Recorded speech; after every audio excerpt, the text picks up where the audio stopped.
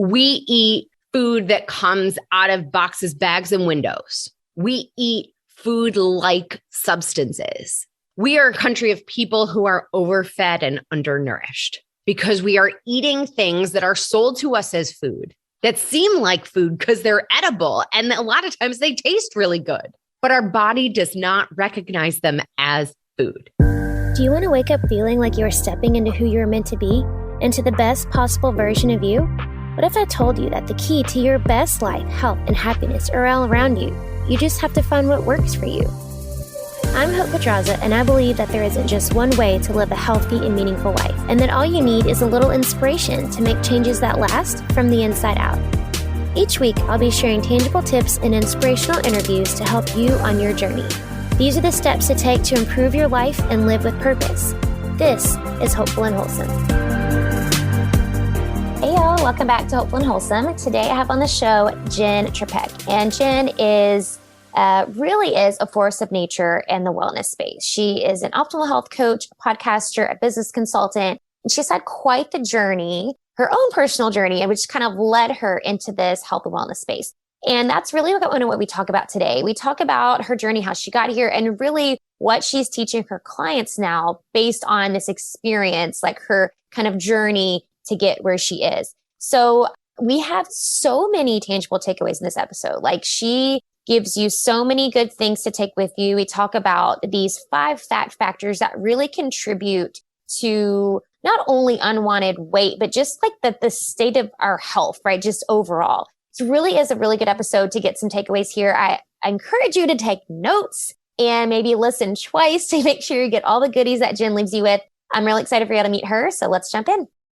All right, guys, let's jump in. I have on today Jenn Trepeck, and she is an optimal health coach, a podcaster, and a business consultant. And we are talking all things nutrition and health today. And thanks so much for joining me today, Jenn. Thanks for having me. Yeah. So I love that you describe your podcast as a way to teach people nutrition education that we're all supposed to know, but no one's ever taught us. So I really want to dive into that. But before we jump into that, can you kind of just give the listeners a little bit of insight on how you got to where you are in this realm of what health and nutrition? Yeah.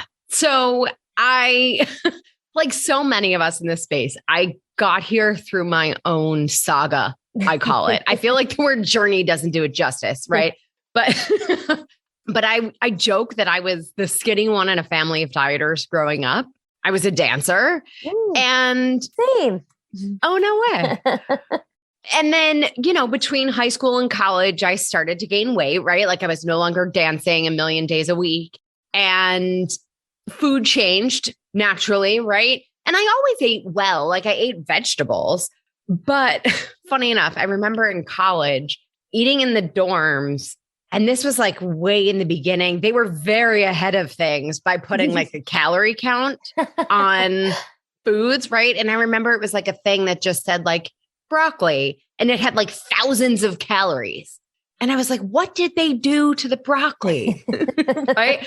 And so I was like, I don't understand. But what I did know is what my family did my whole life, right? Which was follow every diet plan under the sun. So when I started to gain weight, I was like, okay, I know what to do. There isn't a diet out there that I haven't done, my family hasn't done, or we don't know somebody who's done it. And that's what I did. Gained and lost that roller coaster over and over. And funny enough, even when I learned about the program that I now teach, I was like, no, that's okay.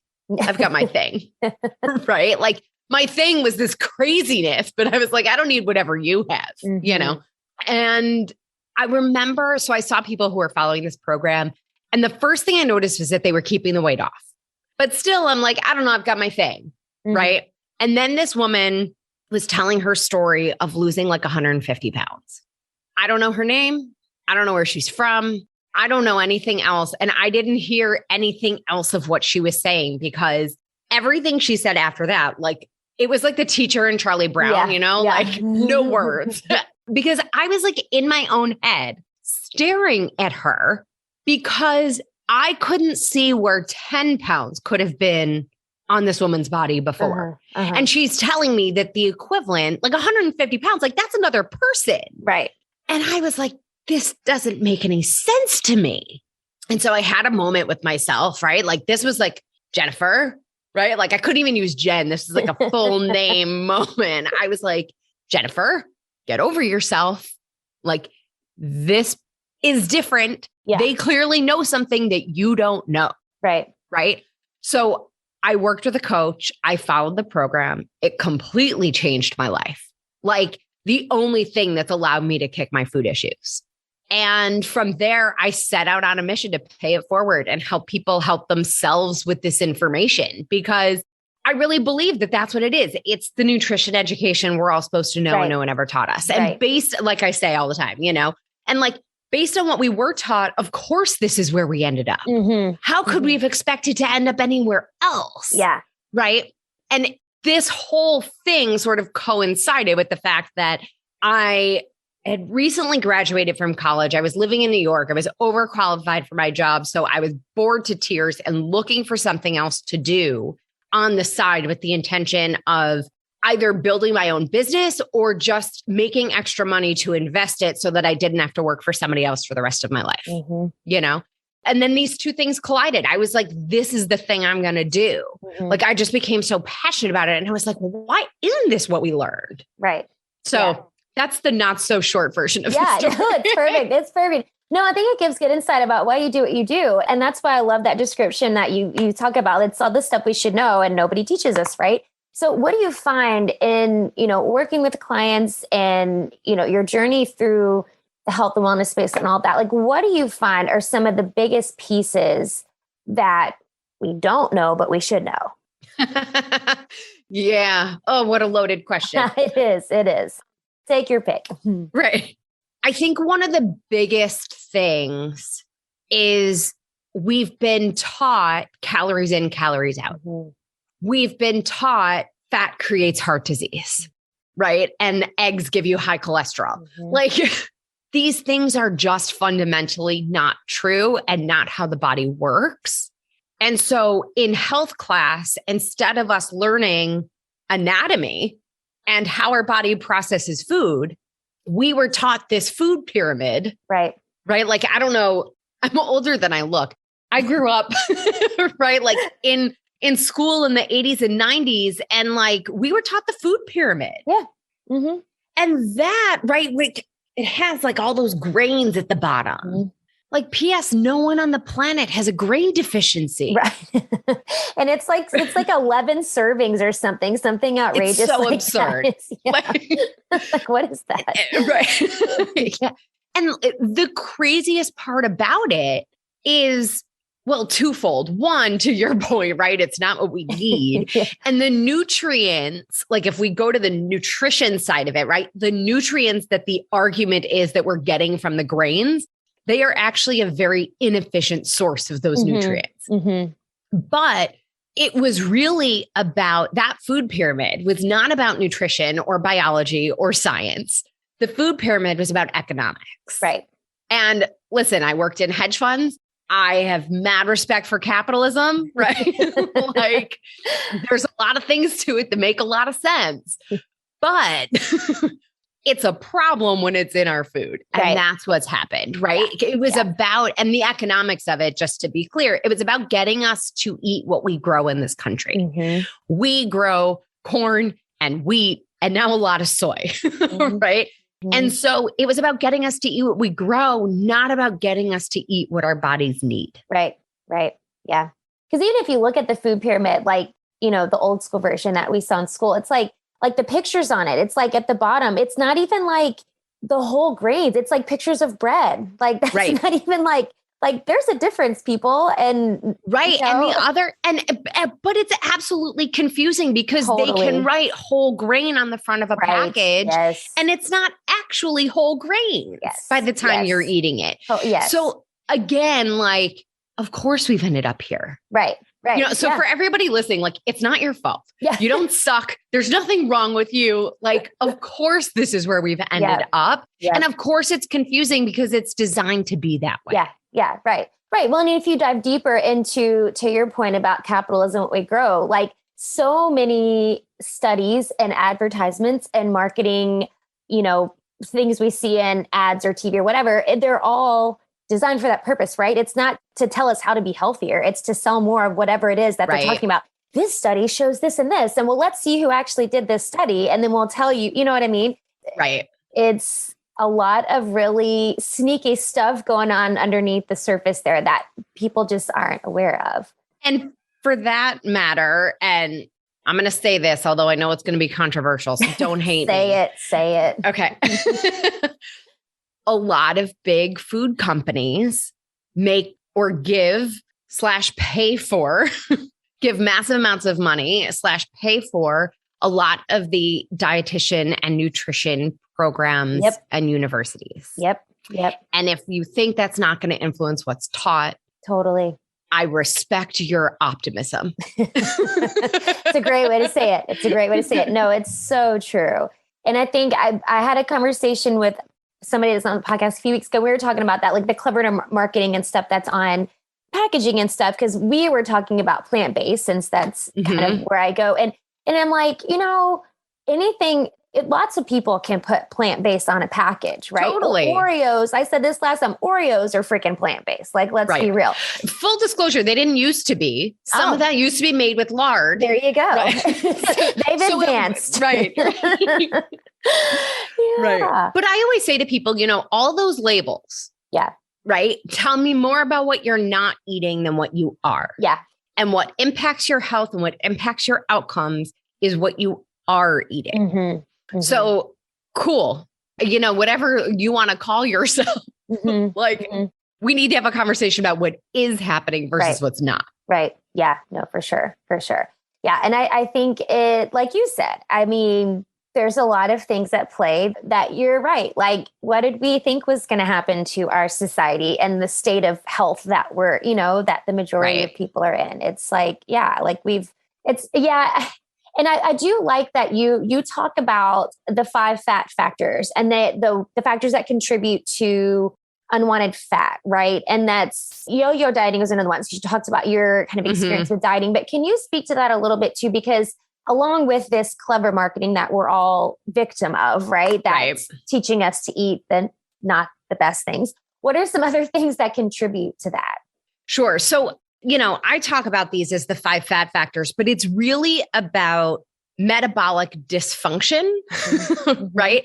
One of the things that we've learned in all the research over the years is that our overall health is directly connected to our metabolic health. And really the 5 fat factors are the metabolic dysfunction factors, right? But we notice it more when we've got fat on our body, right? So the first one is yo-yo dieting. And I do want to explain it a little bit, not just because I did it, right? Like I went up and down and every time tried a different diet, right? But when we cut calories dramatically, eat less, right? And try to move more, cut out whole food groups, all of these things that we've been told to do, they work in the short term, right? The scale goes down for a little while. We get annoyed because it stops going down. We go back to old eating habits. The number on the scale goes back up. But what's happening internally in that process? When we lose the weight by crash dieting, cutting out whole food groups, all of those things, when the number on the scale goes down, what we're actually losing is water, muscle, and sometimes bone. That's why it stops working after a little while. Then, because we get annoyed and we go back to these old eating habits, now we're eating more stuff, but we have less muscle on our body. Muscle is metabolically active. Muscle burns fuel. So we have less muscle on our body to be burning this extra fuel that we're now eating again, and we gain the weight back. But when we look at body composition, right? And by body composition, like what's that total number made of? Right. What we see is that we might be the same number on the scale as before, but we are fatter at that same number. So in yo-yo dieting, gaining and losing and gaining and losing, we lose it as water, muscle, and bone, gain it back as fat, lose it as water, muscle, and bone, gain it back as fat. So over time, we are fatter at the same number.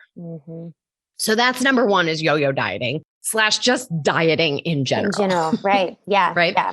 Number two We used to call it garbage in, garbage out, but now we really, it's just processed food, right? We eat food that comes out of boxes, bags, and windows.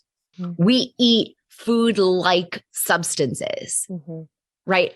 We are a country of people who are overfed and undernourished because we are eating things that are sold to us as food that seem like food because they're edible. And a lot of times they taste really good, but our body does not recognize them as food. They are devoid of the nutrients that our body needs to function, right? We know macronutrients, those are the nutrients we need in large quantities, right? So protein, carbohydrates, and fat. And then micronutrients, right? Which are the vitamins and the minerals and the antioxidants and all the other things that we need. We don't get those from processed foods.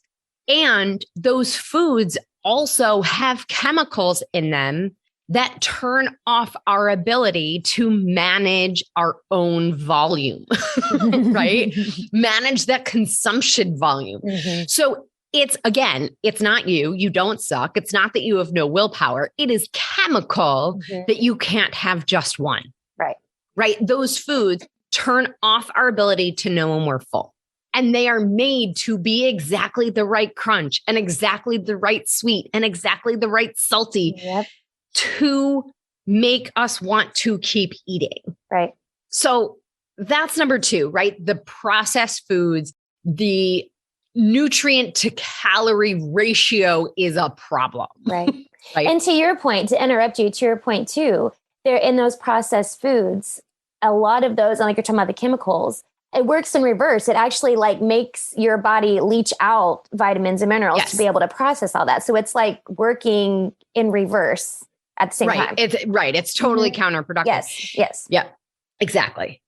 So the next one is sedentary lifestyle. So now we're number 3, sedentary lifestyle. It's not news anymore. People have been saying for a long time, like sitting is the new smoking, right? What's also created out of that, right? Because this sedentary lifestyle thing is not new, right? It is part of what happened when we moved into the information age, right?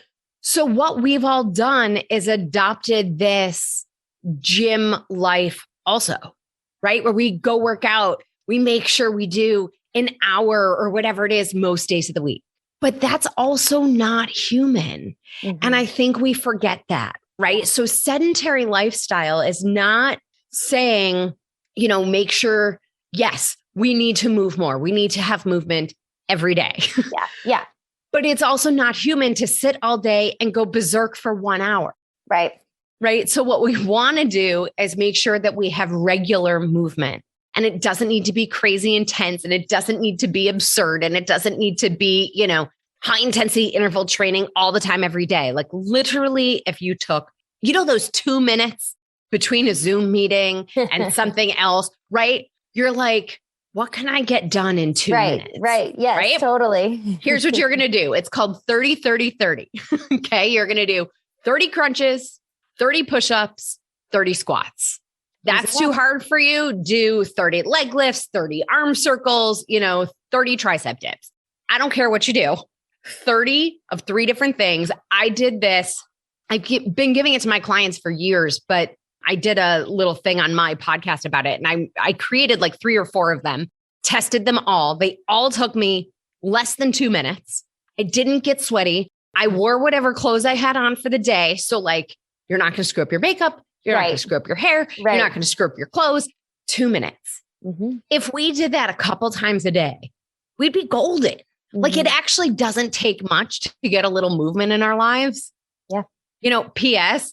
If somebody schedules a Zoom and you're like, is it possible this could be a phone call? I'd really like to walk while we talk. Yeah, totally. Right?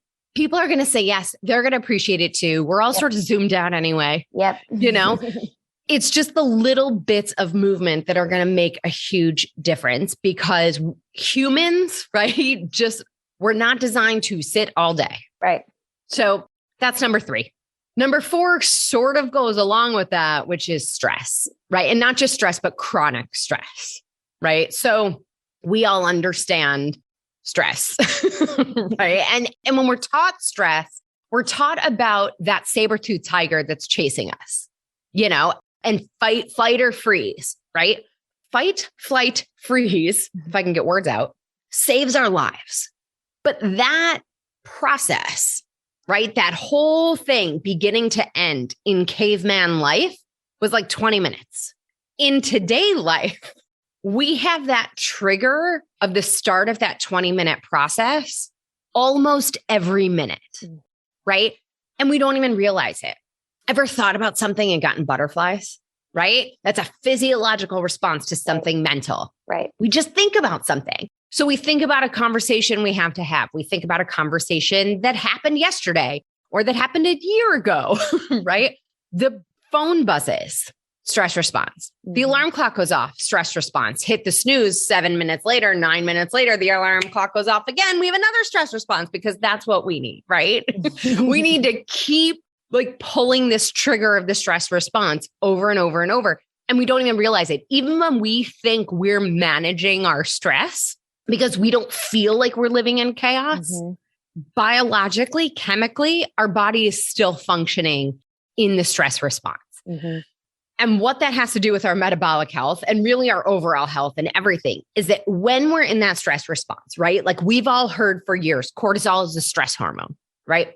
So when we're in that high cortisol production out of the normal circadian rhythm of proper cortisol production, right?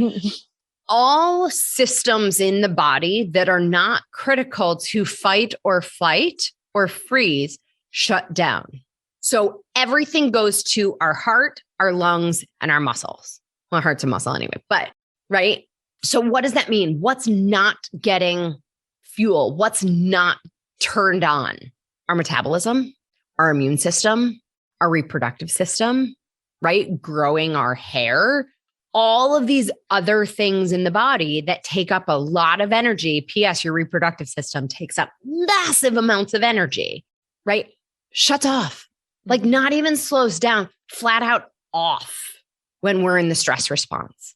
So if our metabolism isn't functioning, but yet we're stressed, and so that stress makes us crave sugar and carbs because that's what gives us fast fuel to our muscles, right? It all biologically makes sense.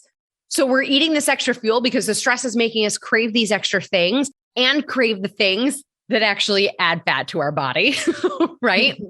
And our metabolism is turned off because we're not running to flee the saber-toothed tiger. We're actually just sitting and ruminating over a conversation, right? Of course we gain weight. Of course we gain the weight as fat. So that's chronic stress. So pro tip, right? I guess I should go back to like the yo-yo dieting one to give you a pro tip there. But so with the stress, right? When we're stressed out, if somebody walked in the room and scared you, right? And you gasp, you're like, that breathing, right? A gasp is high in the chest and shallow, right? That breath, that's stress breathing. It's in the chest and it's shallow. Breathing down deep into the diaphragm. So when you breathe, think about your lungs expanding like an accordion, right? Expanding and contracting sideways rather than your chest going up and down. And slowing down the breath is a chemical signal to the body that the stressor has passed. So if we think about it, right? Like if you were running for the bus and then you make it, you sit down on the bus and you start to breathe a sigh of relief and you start to slow down your breathing, right? So that's what we want to do. We want to make a concerted effort to use our breathing to send a chemical signal to the body that the stressor has passed. A great time to do this is 3 or 4 times before you eat. Anytime you eat, right? We're going to turn off the stress response. We're going to turn on rest and digest before we eat. Okay. And for those of you who are like, the junkies out there, right? That also falls into the category of habit stacking, right? We add one habit to something that already happens so that it happens all the time. So what a genius time to turn on rest and digest, right? Before we eat. And we're going to eat every day. Please, God, eat every day. So many times a day, eat, right? So if we add this breathing before we eat each time, we're going to do it a few times a day. We're going to turn on rest and digest. It's going to help us with a lot of things. Yeah, that's a great tip. Yeah. So I'll go back to the yo-yo dieting one so that I can give you a, a tip there really quick before I give you number 5. So that one, if you guys are a note taker, write this down. Protein and fiber at every meal makes removing fat no big deal. Good. Protein and fiber at every meal makes removing fat no big deal. So protein is clean, lean protein. Whatever you want that to be. Plant, animal, I don't care, but clean, lean protein. Fiber is vegetables and sometimes fruit. Protein and fiber at every meal. The other thing that you also want to have every day, a couple times a day, is some quality fat. And so eventually I'll figure out how to get that into the sentence. But in the meantime, protein and fiber at every meal makes removing fat no big deal. I love that. And then fat factor number 5, sleep. Mm-hmm. Sleep is so underestimated. It really is. In everything. Like, first of all, by the way, 90%, and that's not a scientific percentage, but 90% of the things that we show up to a doctor for have sleep as an underlying cause. If we just remedied our sleep, almost all of the symptoms that we have would disappear. Yep. It's also going back to the stress piece, right? Insufficient sleep, insufficient in quantity and insufficient in quality, or I should say, right? Insufficient in quality, both act as stressors on the body, which brings us back to number 4, chronic stress, right? And so it's just this vicious cycle. And it's hard because I feel like, especially like I'm an entrepreneur, right? Like every book out there, every sleep less, do more, sleep when you're dead. Oh my gosh. I literally more time in the day. Yes. I just did a rant on this on Instagram and Facebook the other day because I kept seeing it and seeing it and seeing it. And I'm like, this is the worst advice ever. Like, why are people listening to this? And people buy into it. Like, oh my gosh. Yes. And there's so many things we want to do. I totally get it. Right. And I worked full time. I built my business on the side for 12 years. I get it. Yeah. And by the way, my full-time job was also in hedge funds, which is PS not 9 to 5. I don't know anybody who has a 9 to 5 anymore, but like that was 8 to 6 sitting there on call, 6 to 8, right? Like this was 24/7. Right. And I had my own stuff going on and I had life. Right. So like, I totally get it. And I sacrificed sleep to get in a workout because the workout helped my sanity, right? I would feel better physically and mentally if I, got my workout in. But then there were days where I was going to bed at midnight and waking up at 5 a.m. to make it to a 6 a.m. workout. Like we do it. And we want to focus on sleep. Right. The quality of sleep, the quantity of sleep. So the place to, and by the way, there's no magic number on the quantity. I mean, generally we'll give the guideline, shoot for 7.5 hours.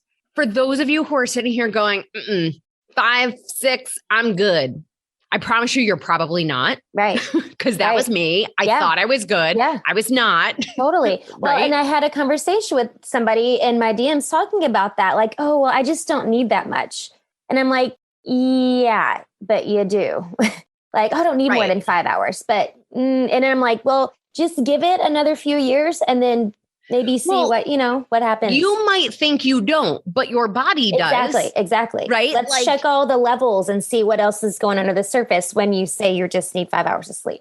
Right. And our brain, it's trying to put this stuff into memory. It's trying to connect the dots. It's, sleep is detoxification. Sleep is, there's so many things that happen, right? Yep. By the way, HGH produced at night.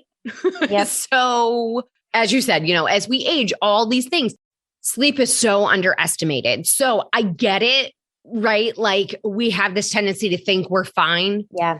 Focus then on the quality of the sleep and do what you can to get a little more than 5, please. But so when we think about the quality of our sleep and what's happening, right? And we've heard so much about it with blue light, but I have to bring it up because so clearly you guys can tell I'm a big believer in understanding why, right? Because I think the difference between knowing something and actually doing the things about it is understanding why, right? So we can hear all the time, blue light's bad, wear the glasses, turn your phone off, blah, blah, blah. But really what's happening? Why is that a problem? Right. So our sleep wake cycles are based on a circadian rhythm, which is very much connected to light, right? So again, going back to caveman times, that would be sunlight. So we'd wake up when the sun rises and then it gets dark and we go to sleep, right? Now we have light all the time if we want it. The crazy thing about blue light, think back to like 7th grade science. Remember the light spectrum, right? Roy G. Biv. So blue light on the light spectrum is like the closest to daylight. So what happens when we're staring at phone, tablet, TV, any screen, any blue light, especially before bed, our eyes are getting daylight signals, which means our neurotransmitters, our brain chemicals, the ones that are supposed to, right? We have excitatory and inhibitory neurotransmitters. The excitatory ones we want during the day. We want those to wake us up. The inhibitory ones we want at night so that we can fall asleep, right? And the thing about neurotransmitters is that it's like a seesaw. They can't all be high at the same time. So if something's high, its, counterpoint, right, is going to be low. So if we're getting those daylight signals, our brain is going, uh-oh, I'm supposed to be awake, but I'm tired. So I need to turn on all of these excitatory neurotransmitters. I need to turn off all of the inhibitory neurotransmitters. And you know what else I need? Food, because I need fuel if I am going to be awake right now. Right? So cravings at night, nighttime eating, stay away from the screens, right? We want to go to bed at a decent time. And look, I am a TV junkie, full disclosure. If we could just start with a half hour, work our way up to an hour before bed. So if you want to read before bed, cool. But you got to get a paper book. Right. Or a magazine or something that's not on a device to read. Right. Start to turn the lights down at home in the evening, so that we're starting to send those signals to our body that it's time to get tired, right? Take a shower before you go to bed. What that will do is it draws the blood basically to the surface of our body, which lowers our core body temperature, which helps us fall into sleep. Make sure the temperature in your room is cool enough. All these little things don't take a lot of effort, but can help improve the quality and the quantity of our sleep.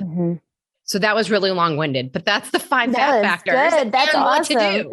Love it. Well, and that my follow-up question was going to be, what are some tangible things? But you listed them right there. So that's perfect. It's just go take action on all of that. That was so perfect. And I agree with all of that. I think the sleep thing for me and my clients, it's usually the sleep and the water are so underestimated. People don't understand how much a difference it makes when they're getting enough water and when they're getting, like you're saying, quality and quantity of sleep. It's totally transformational and super underestimated because a lot of people are surviving off of, less than optimal sleep. And they're like, oh, I'm fine, and that's the thing, our bodies are amazing. Right. Totally. They'll adjust. They adapt. They figure out how to survive. Yep. But it catches up to us at some point. Exactly. Right? It's why we have symptoms, illness, and disease. Right. So we think we're fine in the moment,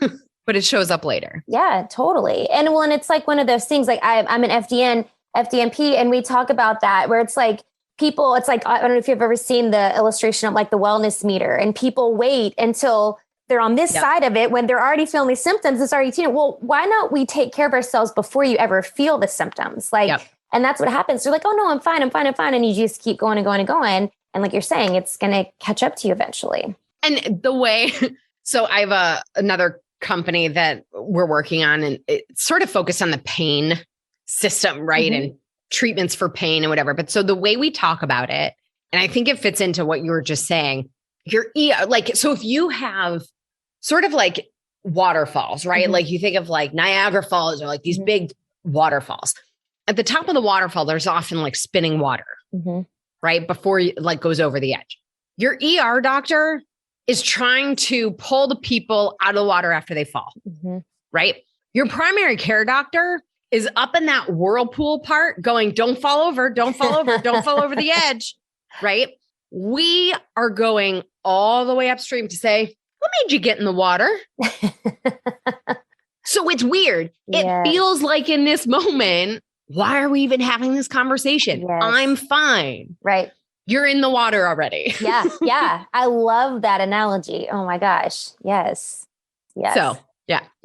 No, I love that. And that is like the perfect analogy for that. Well, because that's the goal, right? It's like being proactive and being preventative and all of those words we want to say to before you get to the point where it's like, yeah. And I think I really do love all of those, the 5 factors that you had there, because I think that really encompasses all of it. And that's taking care of all of those, addressing all of those is really that like preventative, proactive, care that we need to take for ourselves, addressing those 5 things. I have one question that I like to end with, but before I ask that, I do want to ask, where can people find you? Yeah. All social media places. I'm at Jenn Trepeck, JENNTREPECK. The podcast is Salad with a Side of Fries. So wherever you like to listen, we're there. Website is asaladwithasideoffries.com. And I know it's a holiday season. Like, you don't have to wait for January. Like, let's have a conversation. I'll do this. I'll offer you guys a complimentary discovery call so we can chat and see what's going on. So I'll send you a link that you can put in the show notes for that. Perfect. That'd be great. Yeah. And I'll put all the other links there too as well. That'd be awesome. Thank you for that. That's amazing. Okay. So the question I like to end with, I like to ask everybody is, what do you think is the most important thing you can do to live with purpose? So my gut instinct response was intention. And really that's just, it's in everything. It's sort of and I started to second guess it, right? Because I'm like, well, isn't that the same thing as living with purpose and whatever? But I just think it's about being intentional about the things we do and recognizing that everything we do and don't do is a reflection of what's important and what we really believe and what we really want. And so I also say to everybody, like, if you ever say I can't, right? I can't do something. I can't fit it in. I can't find the time. I can't do this. Reframe that and say, I'm not willing to X, Y, or Z. And if that doesn't feel right, then we're living outside of our purpose. We're living outside of that intention, and we got to figure out how to fit it in. That's great. I love it. Intention. That's a good word. I like it. Love it. Thank you so much for this, Jenn. This was awesome. This was like super informative. I loved it all. Lots of good tangible takeaways. Yeah, this was super enlightening. I know people are going to get lots of good stuff out of this. And so thanks so much for spending some time with us today. Thank you. All of this and more at Salad with a Side of Fries. Perfect. Yes. Go check it out, y'all. Thanks, Jenn. Thank you. Thanks for listening to Hopeful and Wholesome, y'all. If you found value in this week's episode, please subscribe on iTunes or wherever you get your podcasts and leave a review to let me know what you thought. I love to know what you find useful in these episodes so I know how I can provide the most value I can to my listeners. And if you have topics that you want to know more about, I'd love to hear those as well. So shoot me a message on Instagram, Facebook, or LinkedIn. It's at TheHopePedraza, or visit my website, hopefulandwholesome.com. Thanks, y'all.